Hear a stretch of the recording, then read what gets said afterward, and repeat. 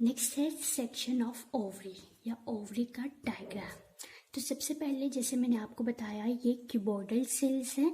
जो cuboidal sales हैं ये जो लेयर बनाते हैं जिसके लिए हम वर्ड यूज करते हैं दैट इज जर्मिनल एपिथेलियम, जिसे हम सरफेस एपिथेलियम भी बोलते हैं। जर्मिनल एपिथेलियम के बाहर जो लेयर प्रेजेंट है वो है विसरल पेरिटोनियम। इस जर्मन एपिथेलियम के इनर साइड पे जो लेयर प्रेजेंट है जिसको मैंने ब्लू पेन से मेंशन किया है, इस लेयर को हम बोलते हैं tunica albuginea. Tunica albuginea. These are the three main coverings of the ovary. First one is the germinal epithelium, cuboidal cells. इसके बाहर प्रेजेंट है at outer side visceral peritoneum and on inner side tunica albuginea. After this, again मैंने आपको बोला कि इस पूरे को जो बीच में अब स्ट्रक्चर प्रेजेंट है इसके लिए हम वर्ड यूज करते हैं स्टोमा। इसके लिए हम वर्ड यूज करते हैं स्टोमा। अब जो स्टोमा है it is divided into two, ovarian cortex and ovarian medulla. Cortex और मेड्यूला में ये सेंटर वाला रीजन रहेगा। इस तरह से अगर हम थोड़ा सा रिप्रेजेंटेशन के लिए इस तरह से बनाएं तो ये जो सेंटर वाला रीजन रहेगा दैट इज मेड्यूला, और बाहर वाली जो ये लेयर रहेगी it is ovarian cortex. Now it is the point, this one इस तरह से प्रेजेंट होगा यहाँ पे। It is the point from where all the blood vessels, nerve cells enters or leaves the ovary is known as the hilum region. Hilum is the point or site from where all the blood vessels and nerve cells leaves or enters the ovary. Next है, अब ये जो cortex region है it is basically to perform the function of follicular genesis. Follicular genesis मतलब जिसमें follicles की development होगी। सबसे पहले क्या होता है, जो जर्मिनल एपिथेलियम जर्म सेल्स के कुछ सेल्स क्या करेंगे, इनलार्ज करेंगे साइज में, माइटोटिक डिवीजन करेंगे and they will form cells called oogonia. They will form oogonia. These oogonia accumulate themselves into a tube like structure like this. Tube like structure जिसे हम बोलेंगे एग ट्यूब और tube of Pfluger. Pfluger because of its scientist name who had discovered this. Then ये जो oogonia है इन्होंने खुद को एक्यूमुलेट किया है। इसमें से पर्टिकुलर एक इंडिविजुअल को हम वर्ड यूज कर रहे हैं ओगोनिया।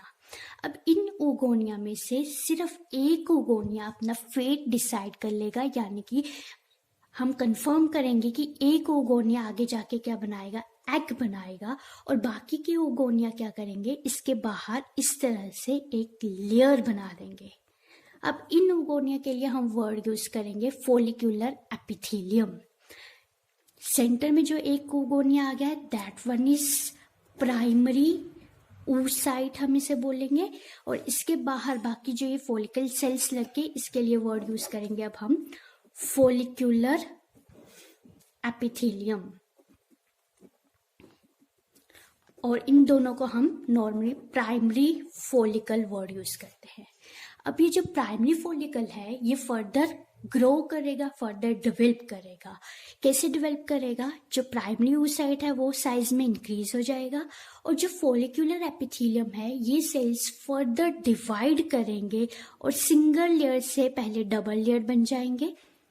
देन डबल लेयर हो गए तो हम इसको सेकेंडरी फॉलिकल बोल सकते हैं।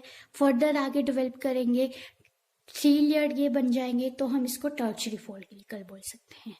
इस स्टेज में ये जो फॉलिकल सेल्स डिवाइड हो रहे हैं यहाँ पे इनको हम सिंपल फॉलिकुलर सेल भी बोल लेते हैं, या फिर हम वर्ड यूज करते हैं मेम्ब्रेना ग्रैन्युलोसा। आफ्टर फर्दर डेवलपमेंट एक फाइनल स्टेज आएगी जिसमें हम बोलेंगे एक मैच्योर ग्राफिन फॉलिकल बनेगा, यानी कि ये डिवाइड करके लास्ट में एक मैच्योर ग्राफिन फॉलिकल बना देंगे। इस मैच्योर ग्राफिन फॉलिकल में क्या होगा, अब इस मैच्योर ग्राफिन फॉलिकल का स्ट्रक्चर इस तरह से होगा। सबसे बाहर जो लेयर होगी मैच्योर ग्राफिन फॉलिकल में, दैट इज थीका एक्सटर्ना। अंदर वाली लेयर इससे next, that is theca interna. Again कौन डिवाइड करके ये सेल्स ऐड कर रहा है? फॉलिकुलर सेल्स, जिनके लिए हमने वर्ड यूज किया है मेम्ब्रेना ग्रैनुलोसा। देन सेंटर में क्या प्रेजेंट होगा?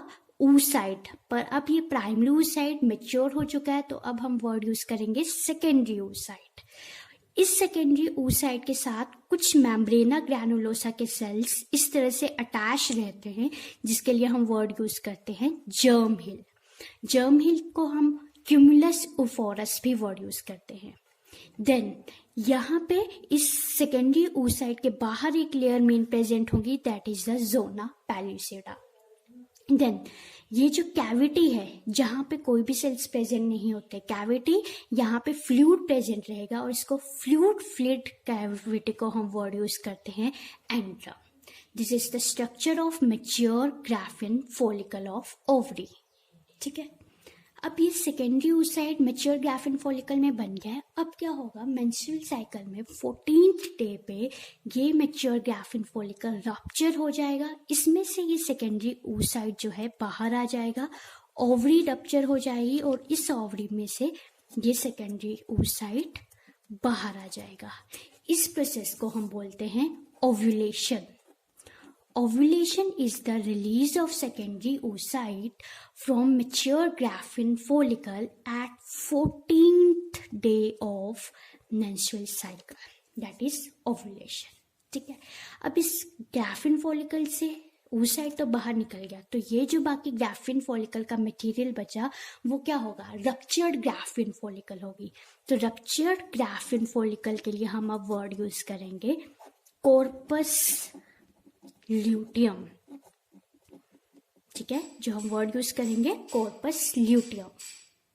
अब ये जो सेकेंडरी oocyte जो लिबरेट हो रहा था, ये सेकेंडरी oocyte के पास क्या करेगा? डायरेक्टली फिम्ब्रिए इसको कैप्चर कर लेंगे। फिम्ब्रिए ने कैप्चर कर लिया, कहाँ पहुंचा दिया? इस्थमस एम्पुलरी जंक्शन में। अब यहाँ पे इस्थमस एम्पुलर जंक्शन में ये थोड़े टाइम के लिए वायबल रहेगा, यानी कि एक्टिव रहेगा। अगर वो फीमेल, मान लो कोई फीमेल कॉपुलेट करती है, इफ फीमेल कॉपुलेट्स और स्पर्म जो है वेजाइना के थ्रू एंटर करता है वहाँ पे, तो इस्थमस में एग वहाँ पे प्रेजेंट होगा। दोनों स्पर्म और एग फ्यूज करके जाइगोट बनाएंगे और देन फर्दर एम्ब्रियो डेवलपमेंट को परफॉर्म करेंगे। ठीक है, ये है अगर फीमेल कॉपुलेट करती है।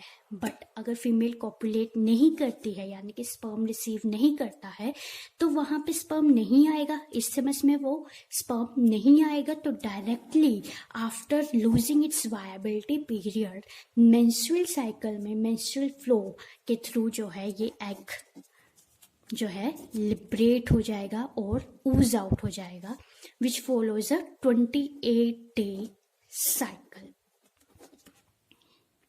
ठीक है, अब ये जो रप्चर्ड ग्राफिन फॉलिकल है, जिसके लिए अब हम वर्ड यूज कर रहे हैं corpus luteum, it will secrete a hormone progesterone which helps to maintain the pregnancy. Further अगर वो रिसीव ही नहीं कर रही है स्पर्म, तो ये क्या होगा? कॉर्पस ल्यूटियम भी डीजनरेट होगा और इस डीजनरेट स्ट्रक्चर के लिए हम वर्ड यूज करेंगे कॉर्पस एल्बिकन।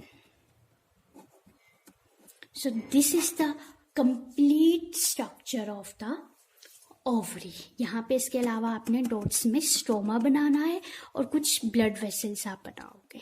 ठीक है, this is the complete structure of ovary।